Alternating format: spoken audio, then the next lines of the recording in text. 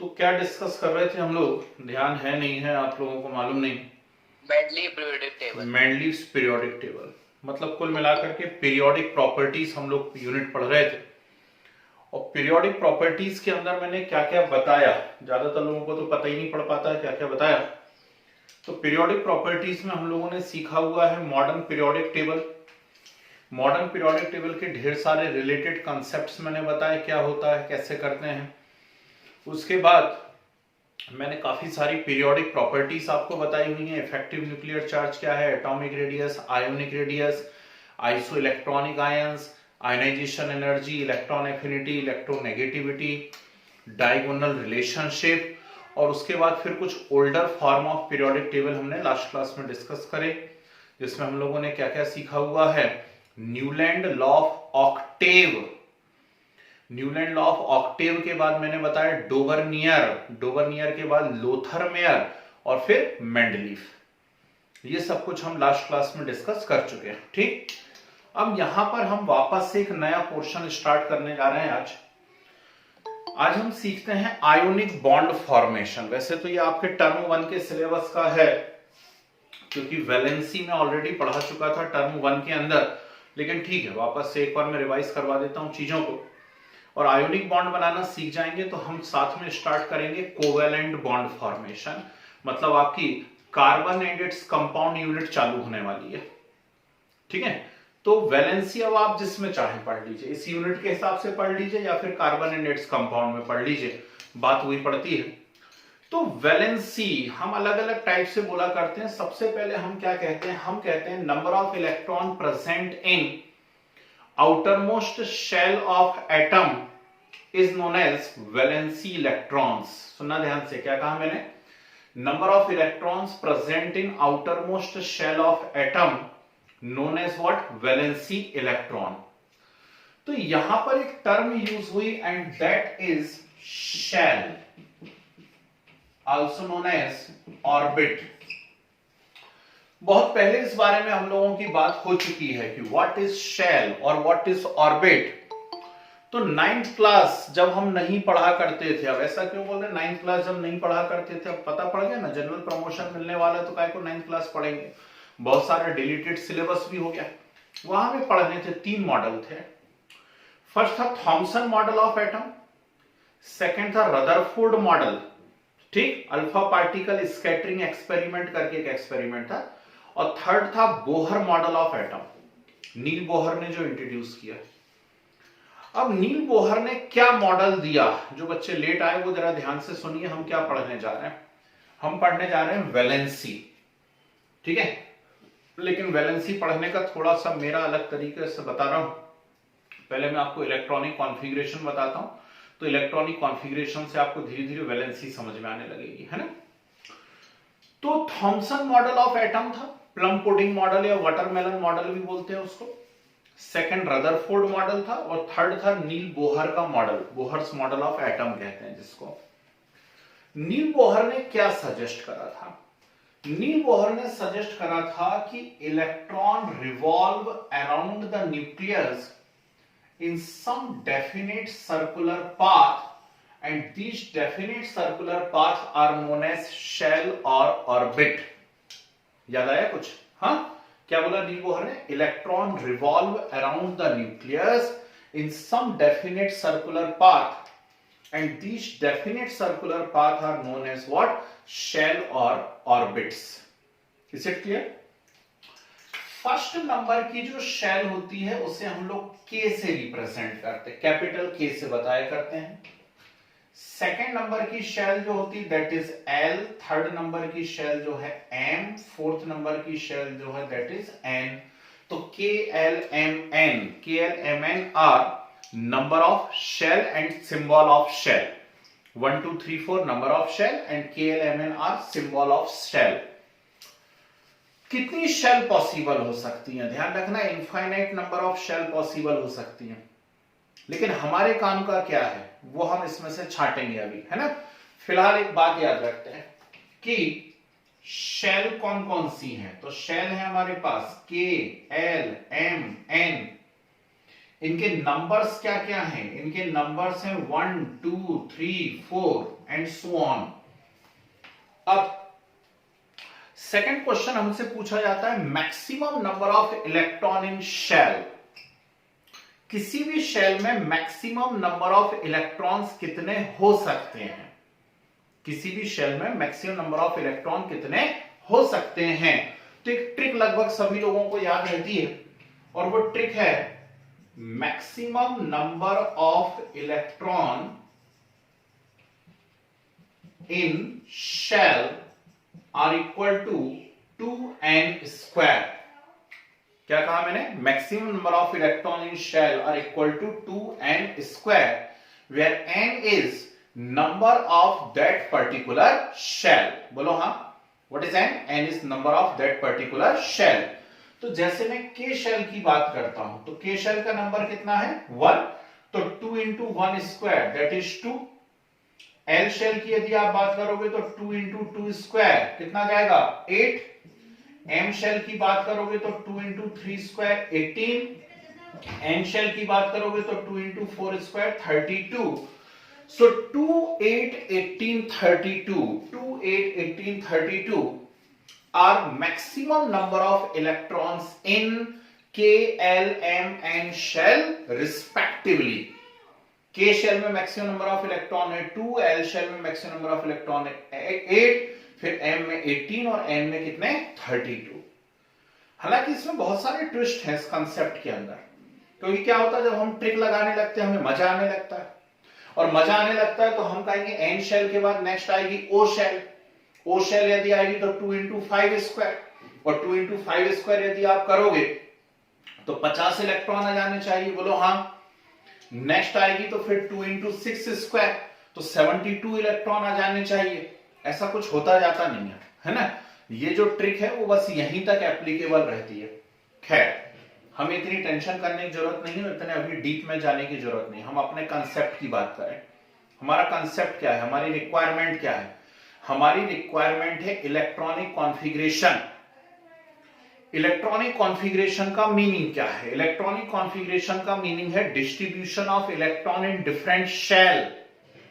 11th class में यदि आप होते तो मैं कहता distribution of electron in different subshell, लेकिन यहां अभी मैं सबशेल टर्म का यूज नहीं करना चाह रहा हूं। सबशेल टर्म का यूज इसलिए नहीं करना चाह रहा हूं क्योंकि हमें जरूरत नहीं है, हमारा शेल से काम चल जाएगा। ठीक है, तो शेल में इलेक्ट्रॉन्स का डिस्ट्रीब्यूशन कैसा हो रहा है उस बात को समझिए और सब बोर्ड पे रहिए। वापस से एक और डायग्राम बना रहा हूं आपके सामने। यहां पर ये न्यूक्लियस है, न्यूक्लियस के बाद फर्स्ट शेल है, सेकेंड है, थर्ड है, फोर्थ है एंड सो ऑन। तो फर्स्ट शेल जो होती है, फर्स्ट शेल के अंदर मैक्सिमम नंबर ऑफ इलेक्ट्रॉन्स कितने जाते हैं? 2। ये दिख रहा है मुझे यहां पर 2 इलेक्ट्रॉन जाएंगे। ठीक है, सेकेंड शेल के अंदर मैक्सिमम नंबर ऑफ इलेक्ट्रॉन कितने जाते हैं? तो सेकेंड शेल के अंदर मैक्सिमम नंबर ऑफ इलेक्ट्रॉन जाते हैं 8। इन 8 का डिस्ट्रीब्यूशन कैसा होता है? तो ये बात ध्यान रखिएगा, इन 8 का डिस्ट्रीब्यूशन होता है 2 + 6। कैसा होता है डिस्ट्रीब्यूशन? 2 + 6। ऐसे करके टोटल 8 इलेक्ट्रॉन जाया करते हैं सेकंड शेल में। थर्ड शेल की यदि आप बात करते हो तो थर्ड शेल के अंदर कितने इलेक्ट्रॉन जा रहे हैं? 18। ठीक है, साहू जी जरा 18 का डिस्ट्रीब्यूशन बताइए जल्दी से, कैसे जाते हैं? क्विक। 2, 6, 10। Very good. ठीक, ये जाते हैं 2 + 6 + 10, ऐसे जाते हैं। ठीक है ना। और नेक्स्ट के अंदर जाते हैं 32। तो ये 32 का डिस्ट्रीब्यूशन कैसा होता है बोलना? 2, 6, 10, 40। गुड। 2 + 6 + 10 + 40 ये डिस्ट्रीब्यूशन होता है। अब आप कहोगे इससे हमें क्या फायदा है? अभी 2 मिनट रुको, सारे फायदे पता पड़ जाएंगे। सुनिए, जब हम मॉडर्न पीरियोडिक टेबल का डिटेल लिख रहे थे तो मॉडर्न पीरियोडिक टेबल के डिटेल में, जरा कॉपी हाथ में ही है, जरा एक बार चेक कर लीजिए, वहां लिखा होगा on moving left to right in a period है। चेक करो, कॉपी पलटा लो, जरा पेज देखो। On moving left to right in a period, और फर्स्ट पॉइंट में लिखिए, चेक करिए मैंने क्या लिखवाया। मैंने लिखवाया है number of shell remains constant. बोलो हाँ या ना, लिखवाया नहीं लिखवाया? ठीक, तो number of shell remains constant, और वहां ब्रैकेट में लिखवाया होगा each period represent a definite shell. ठीक, मतलब हर एक पीरियड में जो एलिमेंट है, जैसे first period 1 shell, second period 2 shell, third period 3 shell. अब इसका मीनिंग समझो। इसका मीनिंग यह है कि फर्स्ट पीरियड के अंदर जितने भी एलिमेंट्स हैं, फर्स्ट पीरियड के अंदर जितने भी एलिमेंट्स हैं, उन सभी एलिमेंट्स में इलेक्ट्रॉन मैक्सिमम कितनी शेल में डिस्ट्रीब्यूट होंगे? 1। बस। सेकेंड पीरियड में जितने भी एलिमेंट्स हैं, उनमें इलेक्ट्रॉन कहां तक डिस्ट्रीब्यूट होंगे? बस सेकेंड तक। खत्म। आगे बोल के बताऊं या समझ गए? थर्ड पीरियड में जितने भी एलिमेंट्स हैं, उनमें इलेक्ट्रॉन कहां तक डिस्ट्रीब्यूट होंगे? 3 शेल तक। और बस इसी को हम कहते हैं इलेक्ट्रॉनिक कॉन्फ़िगरेशन। ठीक है, कुछ मैं करके बताता हूं, कुछ आप मुझे करके बताएंगे। यहां देखिए, जैसे फर्स्ट पीरियड, ओके, अब फर्स्ट पीरियड में मेरे पास सिर्फ 2 एलिमेंट हैं। बोलो कौन कौन से? हाइड्रोजन एंड हीलियम है। हाइड्रोजन का एटॉमिक नंबर कितना है? हाइड्रोजन का एटॉमिक नंबर है 1। हीलियम का एटॉमिक नंबर कितना है? 2। ठीक, अब 1 का डिस्ट्रीब्यूशन कैसा होगा? अरे 1 का डिस्ट्रीब्यूशन 1 ही होगा, बस खत्म बात हो गई। एक ही इलेक्ट्रॉन गया, है ना। यदि मान लीजिए सेकंड है, यहां 2 है, तो इसका डिस्ट्रीब्यूशन कैसा होगा? 2। फर्स्ट शेल में गए ना इलेक्ट्रॉन, नहीं आ रही बात समझ में? फर्स्ट शेल में गए इलेक्ट्रॉन, तो फर्स्ट शेल में मैक्सिमम इलेक्ट्रॉन कितने जा सकते हैं? 2। लेकिन हाइड्रोजन में तो एक ही इलेक्ट्रॉन था, तो एक था, तो फर्स्ट शेल में एक ही चला जाएगा। ठीक, अब हीलियम में कितने इलेक्ट्रॉन है? 2, तो फर्स्ट शेल में कितने इलेक्ट्रॉन चले गए? 2। ठीक है, चलो बात खत्म करते हैं। सेकेंड पीरियड पे पहुंचता हूं। कहां पहुंचू? यहां बाजू में पहुंचता हूं। Second period. अब सेकेंड पीरियड की यदि मैं बात करता हूं, तो मेरे पास आ रहे हैं lithium, beryllium, boron, carbon, nitrogen, oxygen, fluorine, neon. बोलो हाँ। 2-3 मैं बताऊंगा, बाकी आप करेंगे। ठीक है। लिथियम का एटॉमिक नंबर 3 है, बाकी के एटॉमिक नंबर हमें फटाफट दिखने लगे, क्योंकि हम मॉडर्न पीरियोडिक टेबल की बात कर रहे हैं और ये increasing order of atomic number पे है। अब समझिए कंसेप्ट को। मुझे लिथियम का इलेक्ट्रॉनिक कॉन्फ़िगरेशन बनाना है और लिथियम का एटॉमिक नंबर है 3, यानी टोटल 3 इलेक्ट्रॉन उसके अंदर हैं। तो फर्स्ट शेल में तो केवल कितने इलेक्ट्रॉन जा सकते हैं? 2। तो फर्स्ट शेल में 2 इलेक्ट्रॉन चले गए, और टोटल कितने करने हैं मुझे? 3। ठीक, तो रिमेनिंग कितना इलेक्ट्रॉन है? 1। तो 1 इलेक्ट्रॉन कहां चला जाएगा? सेकेंड शेल में। आई या नहीं आई बात समझ में? सेकेंड शेल में मैक्सिमम इलेक्ट्रॉन कितने जा सकते हैं? 8। मैक्सिमम कितने जा सकते हैं? 8। ठीक, तो अभी लिथियम में टोटल अवेलेबल इलेक्ट्रॉन 3 थे। लिथियम में टोटल अवेलेबल इलेक्ट्रॉन 3 थे, उसमें से 2 इलेक्ट्रॉन कहां पर चले गए? फर्स्ट शेल में। तो बचा सिर्फ 1, तो वो कहां चला जाएगा? सेकंड शेल में। बोलो हाँ। ठीक है, चलिए कार्बन का बता रहा हूं सीधे। कार्बन का एटॉमिक नंबर देखिए कितना है? 6। तो कार्बन का एटॉमिक नंबर 6 है, तो इस 6 में से फर्स्ट शेल में कितने इलेक्ट्रॉन चले गए? 2 गए। रिमेनिंग कितने हो गए? 4। रिमेनिंग 4 हो गए, तो वो 4 कहां चले जाएंगे? सेकंड शेल में। ठीक, तो बोलो कार्बन का इलेक्ट्रॉनिक कॉन्फ़िगरेशन क्या बना? 2-4। कुछ गुस्सा दिमाग में? बात समझ में आई या नहीं आई? Yes sir. ठीक, चलो मैं सीधे बताता हूं आपको। यहां पे नियॉन का बीच के आप बनाएंगे और मैं चेक करूंगा अभी के अभी। है, नियॉन की बात करते हैं। नियॉन का एटॉमिक नंबर है 10।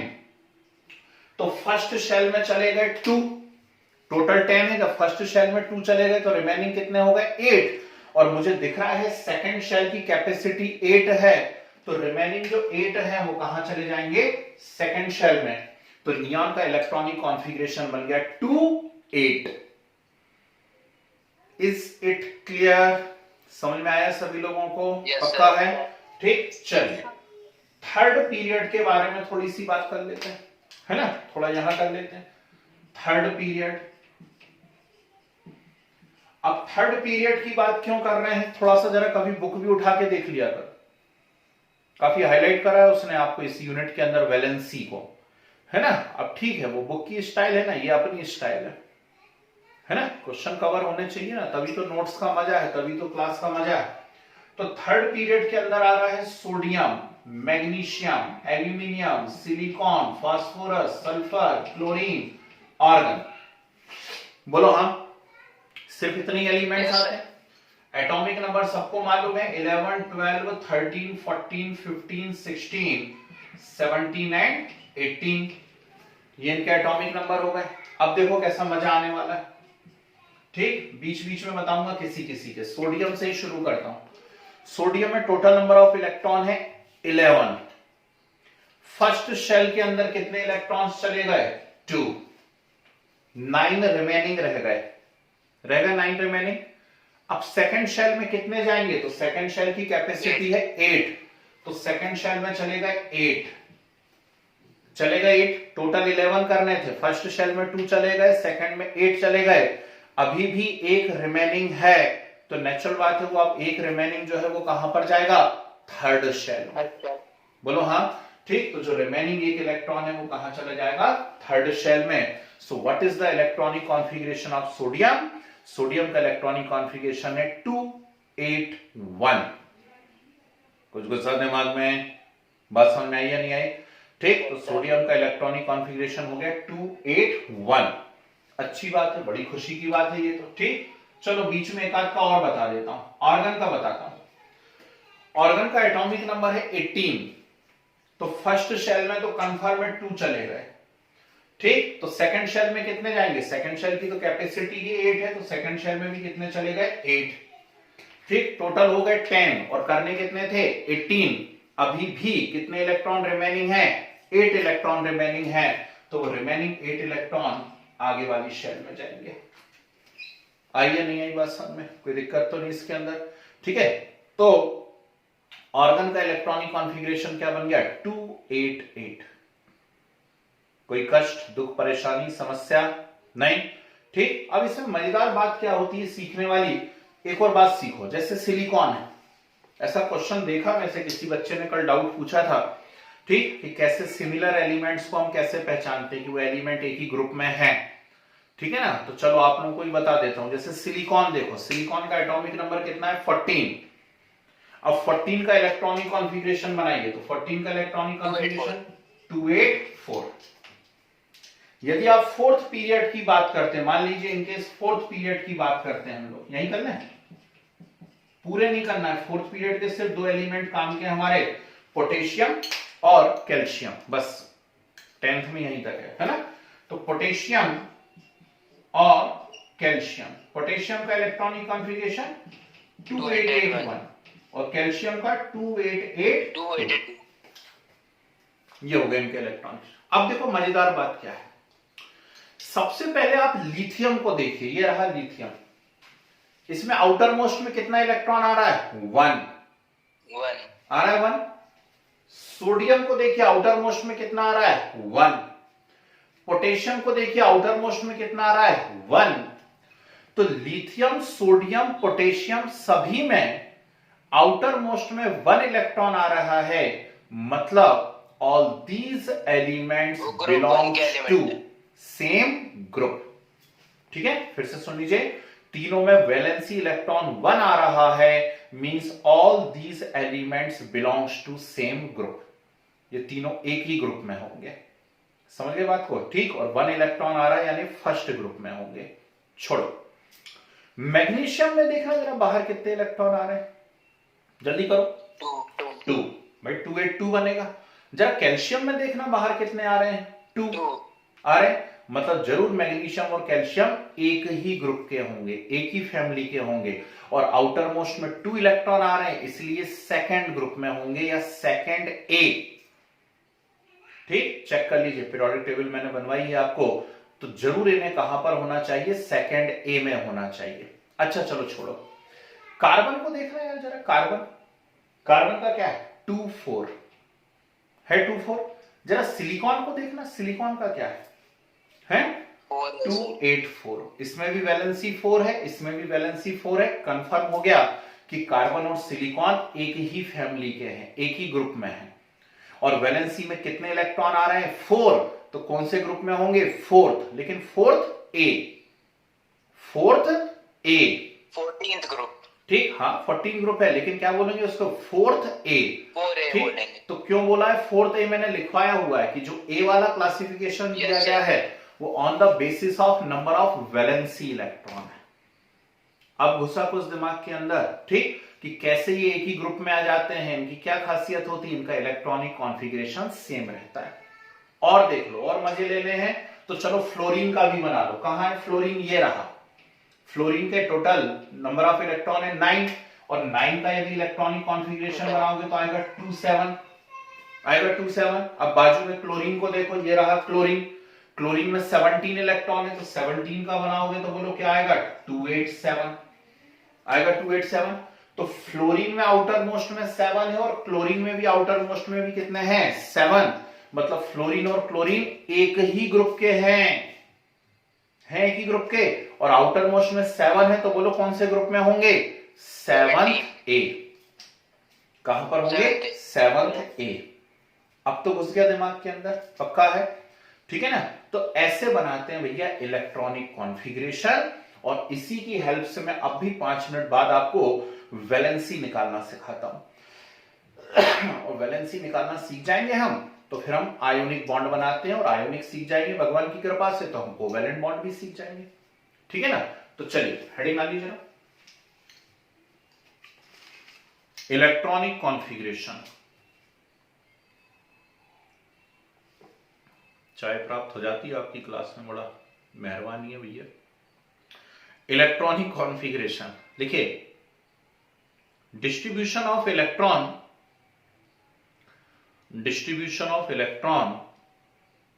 in different shell,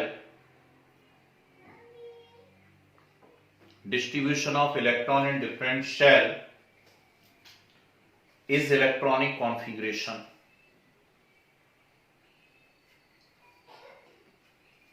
is electronic configuration, ठीक है।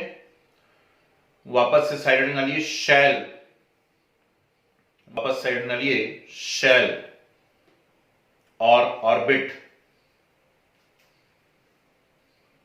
लिख लीजिए, circular path around the nucleus,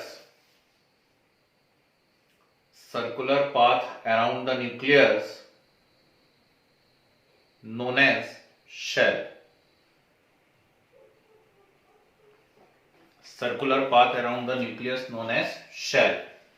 पूरा एज इट इज छाप डालिए, जैसा जो कुछ बोर्ड पे लिखा हुआ है। यहां से शुरू करिए, पूरा ऐसा जैसा मैंने पढ़ा है एग्जैक्टली ऐसा कैसा नोट कीजिए। अच्छे नोट्स बनाना जरा है। जब तक मैं चाय का आनंद ले लेता हूं।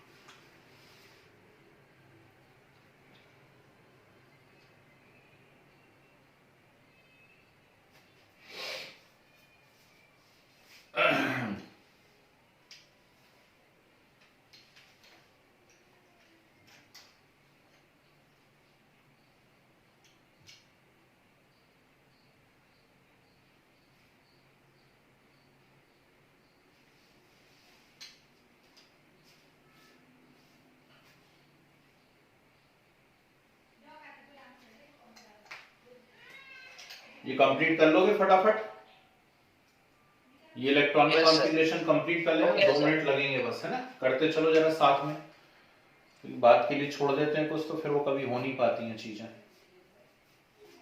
अभी के अभी कर लीजिए।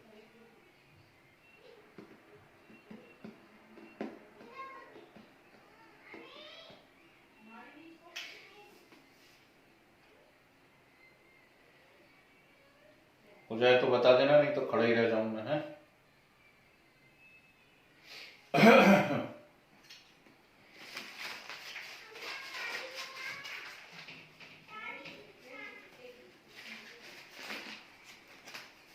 एक और तरीका होता है भाई, 1s2 2s2 2p6, ऐसा भी एक तरीका होता है। यस सर, एसपीडीएफ वाला। जाने दो, 11th में सीखना है, यदि साइंस लोगे तो।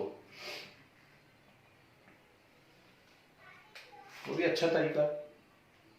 S block, P block, D block, F block पता पड़ जाते हैं उससे, लेकिन छोड़ो अभी इनको नहीं बताएंगे, है ना।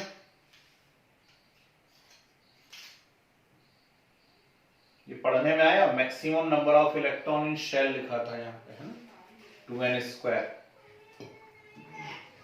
और ये बोल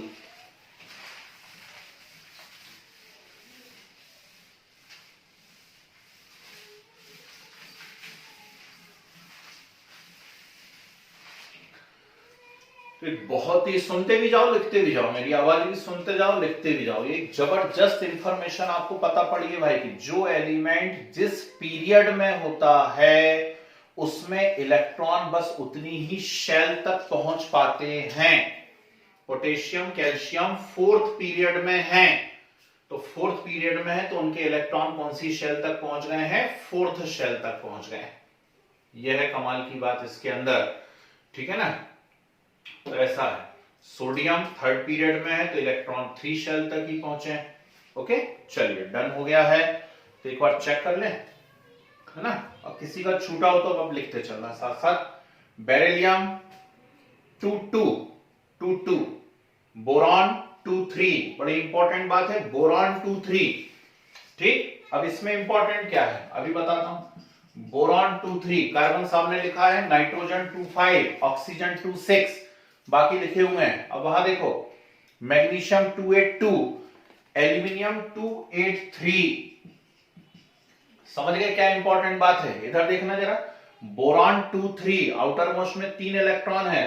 एल्यूमिनियम 2 8 3, आउटर मोस्ट में 3 इलेक्ट्रॉन है। मतलब बोरॉन और एल्यूमिनियम सेम फैमिली के हैं, बोलो हाँ, ठीक है। चलिए हाजी, फास्फोरस 2 8 5, सल्फर 2 8 6, बाकी तो सब लिख ही दिए मैंने। ओके, ठीक, तो लिख लीजिए special point, number of electrons present in, number of electrons present in outermost shell of atom, number of electrons present in outermost shell of atom are known as valency electrons, are known as valency electrons, ठीक है। फिर arrow का sign बना के लिखिए, atoms having same number of, atoms having same number of valency electrons, atoms having same number of valency electrons belongs to same group, belongs to same group, small bracket में लिख लीजिए capital A, जिसमें same number of valency electron होते हैं वो same group में होते हैं, ब्रैकेट में लिखेंगे कैपिटल ए। ओके गुड, चलिए साइड हेडिंग डालिए valency.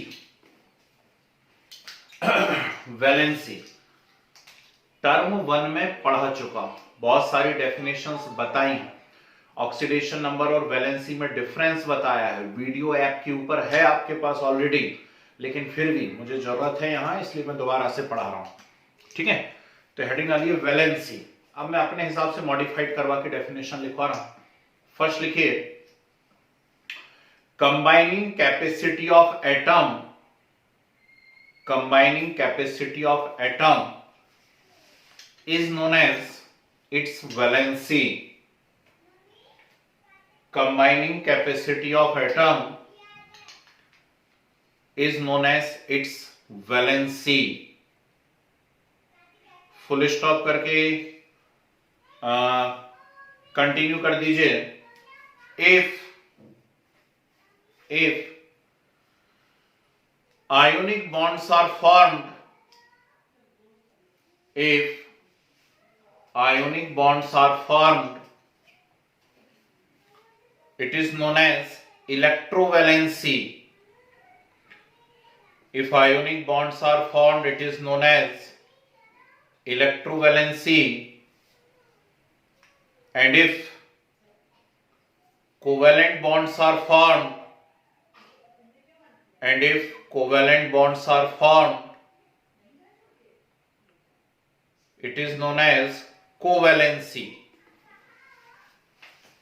Covalent bonds are formed, it is known as covalency.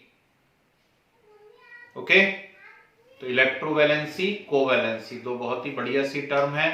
तो कुल मिलाकर के वैलेंसी मतलब क्या है? Combining capacity of atom.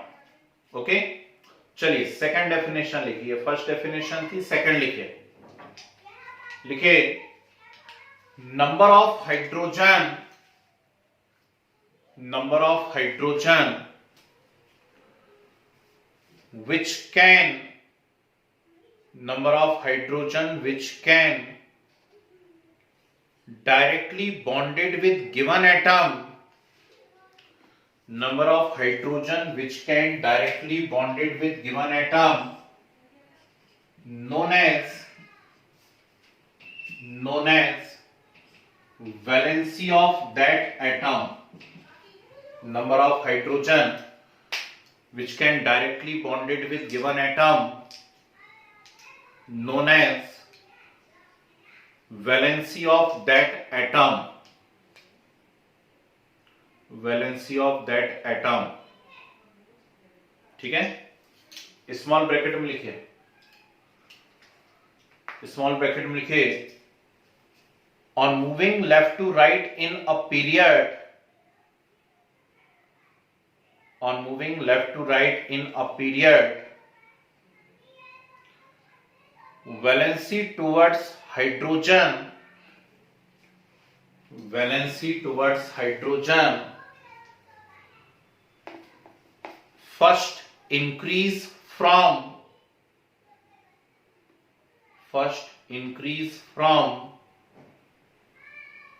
1 to 4, 1 to 4, and then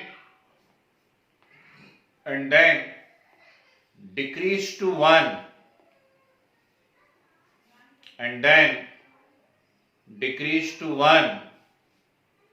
कुछ याद आई? पुरानी बातें नहीं आई याद है?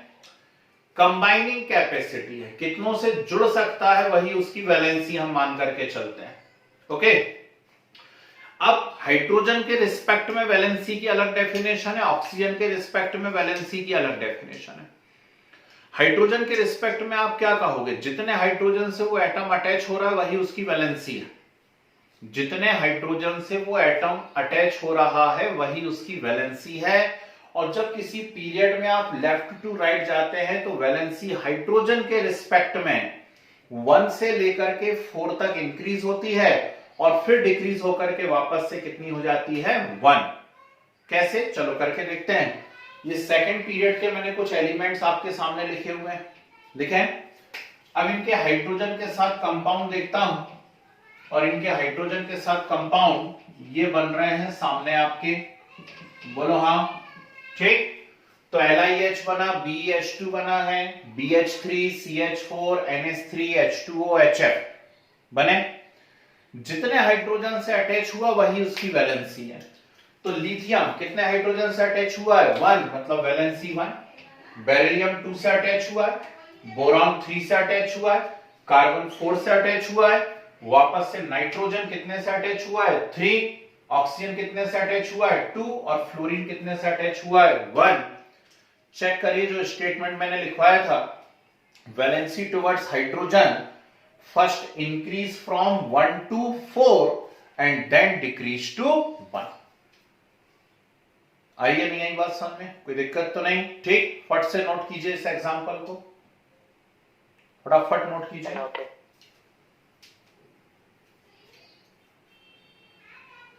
रिवीजन हो रहा है चीजों का, इसको हम ऑलरेडी पढ़ भी चुके थे, लेकिन ठीक है, काफी लंबा समय हो गया है, मैक्सिमम बच्चे भूल गए होंगे, तो इसलिए हम वापस से रिवाइज कर ले रहे हैं चीजों को। ठीक है, चलिए नेक्स्ट लिखिए, double the number of oxygen atom, double the number of oxygen atom which can directly bonded with given atom double the number of oxygen atom, which can directly bonded with given atom is known as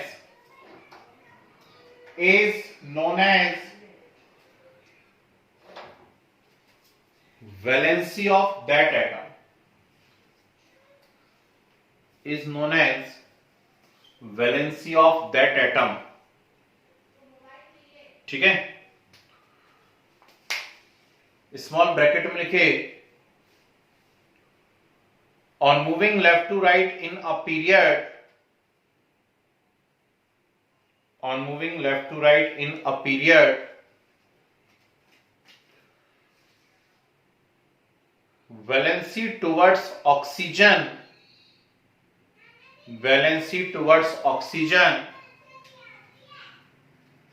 continue increase from 1 to 7, continue increase from 1 to 7.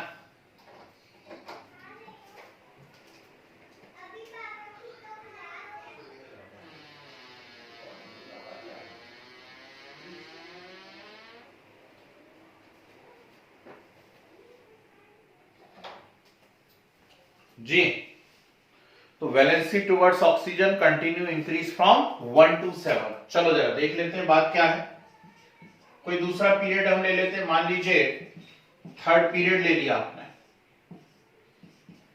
Okay, अब इनके oxygen के साथ compound बना लेते हैं.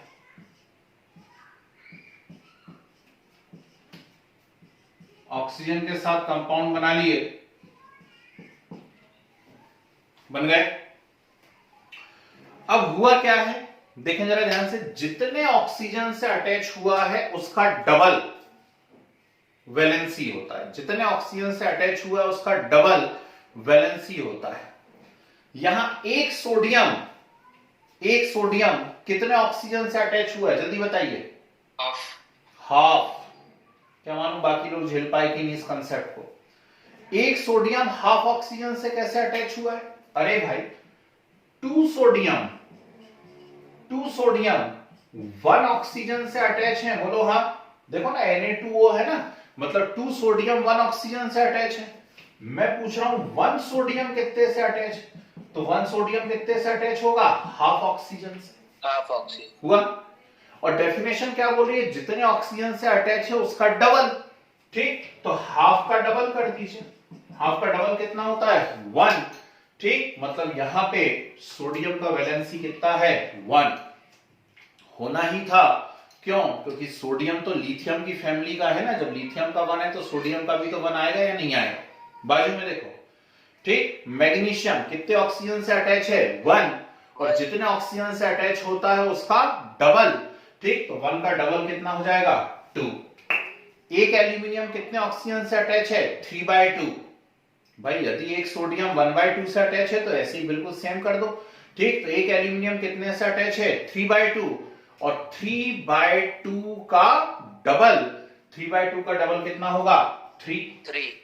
2 का double 4, 5/2 का double 5, फिर 3 का डबल 6 और 7/2 का डबल 7.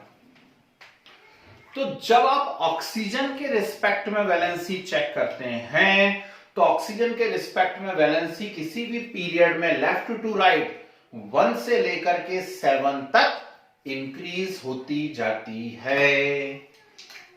आइए नहीं आई बात समझ में, पक्का है. ठीक, तो चलिए नोट कीजिए फटाफट.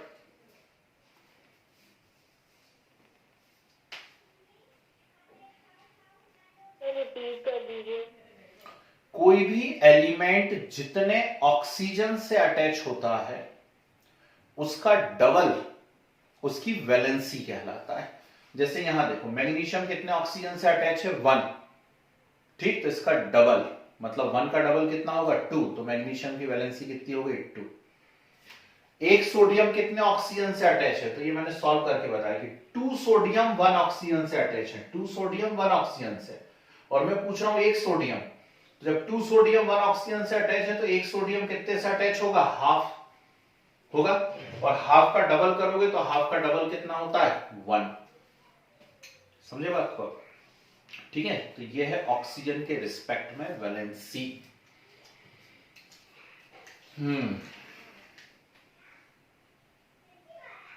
चलिए एक और डेफिनेशन लिखिए। नेक्स्ट जो भी नंबर आ रहा है, फोर्थ और each element tends to occupy, tendency,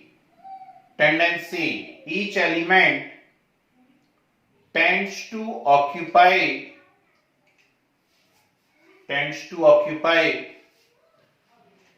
configuration of nearest inert gas.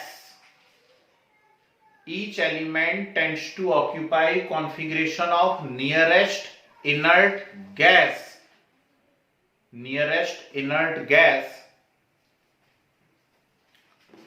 Small bracket में लिख लीजिए stable configuration,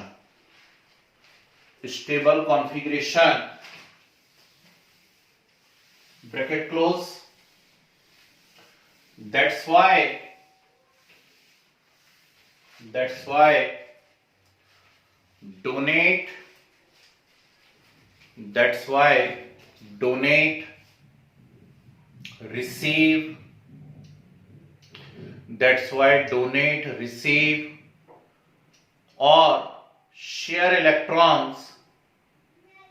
that's why donate receive or share electrons, it is known as valency. That's why donate, receive or share electrons, it is known as valency. ये भी बहुत अच्छा तरीका है concept को सीखने का, समझने का। स्टेबल कॉन्फ़िगरेशन, कई बार हम लोगों ने बात की है। Each system tends to occupy stability, सभी चाहते हैं स्टेबल हो जाएं, कौन चाहेगा कि अनस्टेबल बना रहे, है कि नहीं? तो सब स्टेबल होना चाहते हैं। और स्टेबिलिटी क्या है? स्टेबिलिटी है आउटर मोस्ट शेल का फुलफिल्ड होना। और आउटर मोस्ट शेल किस में फुलफिल्ड रहती है? तो आउटर मोस्ट शेल फुलफिल्ड रहती है इनर्ट गैसेस में। तो हर एक एलिमेंट की टेंडेंसी होती कि मैं यार इनर्ट गैस जैसा हो जाऊं, ठीक है? और ये बहुत ही प्यारा तरीका है, इससे आप काफी सारे कंसेप्ट को सीख सकते हो, बहुत ही मजे से सीख सकते हो। तो जैसे हम बात कर रहे हैं, मान लीजिए सोडियम की, सोडियम का एटॉमिक नंबर है 11, और इसके नियरेस्ट इनर्ट गैस यदि हम ढूंढने की कोशिश करते हैं तो इसके नियरेस्ट इनर्ट गैस में एक तो मुझे मिलती है नियॉन जिसका एटॉमिक नंबर है 10, और एक मुझे मिलती है आर्गन जिसका एटॉमिक नंबर है 18। क्लियर है बात? अब सोडियम में 11 एटॉमिक नंबर है, 11 एटॉमिक नंबर है, यानी इसमें इलेक्ट्रॉन्स कितने हैं 11, जबकि नियॉन का एटॉमिक नंबर 10 है, मतलब इलेक्ट्रॉन 10 है, और आर्गन का एटॉमिक नंबर 18 है, मतलब इलेक्ट्रॉन कितने हैं 18 हैं। तो सोडियम चाहता है मैं नियॉन जैसा हो जाऊं। अभी 11 इलेक्ट्रॉन है, वो चाहता है मैं 10 इलेक्ट्रॉन कर लूं, और 10 इलेक्ट्रॉन यदि करना चाहता है तो उसे क्या करना पड़ेगा? उसे 1 इलेक्ट्रॉन को डोनेट करना पड़ेगा। और 1 इलेक्ट्रॉन जब डोनेट होता है, या कितने भी इलेक्ट्रॉन जब डोनेट होते हैं, तो कौन सा चार्ज आता है? Positive charge. तो यदि सोडियम 1 इलेक्ट्रॉन डोनेट करेगा तो कितना पॉजिटिव आएगा? 1 पॉजिटिव। तो मैं यहां लिख देता हूं +1 चार्ज। कितना चार्ज आएगा? +1 चार्ज। बोलो हाँ। पर मान लीजिए उसकी उल्टी इच्छा होने लगे, कि नहीं मैं तो आर्गन जैसा बनूंगा, और आर्गन जैसा बनूंगा तो फिर 18 इलेक्ट्रॉन करने पड़ेंगे। अभी 11 है, 18 करने पड़ेंगे, और 18 करने पड़ेंगे तो 7 इलेक्ट्रॉन क्या करने पड़ेंगे? रिसीव। और 7 इलेक्ट्रॉन यदि रिसीव करने पड़ेंगे तो चार्ज कितना हो जाएगा? -7। अब आप सभी मनुष्य हैं, माने या नहीं माने? और यदि आप मनुष्य हैं तो खुद बताइए सोडियम के लिए ज्यादा सही क्या लग रहा है? +1 होना या -7 होना? +1 होना ज्यादा सही लग रहा है, ठीक, ना कि -7 होना। ठीक है, तो इसीलिए सोडियम जब जब हमें दिखता है तब तब उसके ऊपर कितना चार्ज आता है? +1 चार्ज आता है। आई बात समझ में? वैसे भी मेटल की कैरेक्टरिस्टिक होती है इलेक्ट्रॉन डोनेट करना। है ना। पर अब ये वाली टर्म मैं यूज करूंगा तो बहुत से बच्चे पहचानते ही नहीं होंगे कौन कौन सी मेटल है, कौन कौन सी नॉन मेटल है, इसलिए जाने दो, उसको हम इस तरीके से सीखते हैं। कुछ और बताता हूं। मान लीजिए मैं आपके सामने लिख देता क्लोरीन। अब क्लोरीन का एटॉमिक नंबर कितना है? 17। तो 17 यदि एटॉमिक नंबर है तो नियरेस्ट इनर्ट गैस कौन सी है? चलो एक तो हो गई नियॉन और दूसरी हो गई कौन सी यहां पर? ऑर्गन। नियॉन का एटॉमिक नंबर है 10, ऑर्गन का एटॉमिक नंबर है 18। क्लोरीन चाहता है मैं नियॉन जैसा हो जाऊं। यदि वो चाहता है मैं नियॉन जैसा हो जाऊं, मतलब 10 इलेक्ट्रॉन कर लूं, और अभी 17 है, तो उसे 7 इलेक्ट्रॉन डोनेट करने पड़ेंगे, बोलो हाँ। और यदि 7 इलेक्ट्रॉन डोनेट करने पड़ेंगे तो चार्ज कितना आएगा? +7 आएगा, +7। पर यदि वो चाहता है कि मैं ऑर्गन जैसा हो जाऊं, ऑर्गन में 18 है, उसमें 17 है, तो वो चाहता है मैं ऑर्गन जैसा हो जाऊं, तो उसे सिर्फ 1 इलेक्ट्रॉन रिसीव करना है, और 1 इलेक्ट्रॉन रिसीव करना है तो चार्ज कितना हो जाएगा? -1 हो जाएगा, -1। चलिए बताइए सोच समझ करके, क्या ज्यादा ठीक लग रहा है क्लोरीन के लिए? 7 दे पाना या 1 ले पाना? 1 ले पाना। 1 रिसीव कर पाना ज्यादा ठीक लग रहा है, इसलिए क्लोरीन +7 की बजाय ज्यादा आसानी से क्या बताता है? -1। इसलिए जब भी हम NaCl बनाते हैं तो NaCl बनाते समय हम हमेशा Na पे +1 चार्ज लगा देते हैं और Cl पे -1 चार्ज लगा देते हैं। कुछ गुस्सा दिमाग के अंदर? ठीक। एल्यूमिनियम आ जाए मेरे सामने कभी, एल्यूमिनियम आ जाए। एल्यूमिनियम का एटॉमिक नंबर कितना है? 13।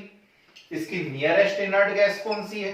तो नियरेस्ट इनर्ट गैस इसकी भी नियॉन है, और यहां से कौन है नियरेस्ट इनर्ट गैस? उसके ऑर्गन। एटॉमिक नंबर 13 है, मतलब 13 इलेक्ट्रॉन है, और उसकी बहुत जम से इच्छा हो रही कि मैं नियॉन जैसा बनूंगा बड़ा होके। तो नियॉन जैसा बनूंगा मतलब 10 इलेक्ट्रॉन करूंगा मैं अपने अंदर, अभी मेरे अंदर 13 इलेक्ट्रॉन है, तो उसे क्या करना पड़ेगा? उसे 3 इलेक्ट्रॉन को डोनेट करना पड़ेगा, और 3 इलेक्ट्रॉन डोनेट करेगा तो कितना चार्ज आएगा? +3 चार्ज। कितना आएगा? +3। तो मुझे नहीं लगता लिखने की जरूरत है कि मैं लिखूं यहां पे -5। बोलो ज्यादा सही कौन रहेगा उसके लिए? +3। इसलिए जब जब एल्यूमिनियम हमारे सामने आता है तब तब एल्यूमिनियम के ऊपर हम कितना चार्ज लगाते हैं? +3 चार्ज लगाते हैं। अब घुसने लगा दिमाग के अंदर, समझ में आने लगी वैलेंसी, ठीक है ना। और कुछ बात कर लेते हैं। चलो आज जब आए हो इतने दूर से इतने कष्ट उठा के, सल्फर के बारे में बात कर लेते हैं। एटॉमिक नंबर 16 है। एटॉमिक नंबर 16 है, वो नियॉन जैसा भी हो सकता है और ऑर्गन जैसा भी हो सकता है। हो सकता है नियॉन जैसा होना चाहेगा तो +6 करेगा, बोलो हाँ। 6 इलेक्ट्रॉन देने पड़ेंगे ना, 16 से 10 करना है तो 6 देने पड़ेंगे।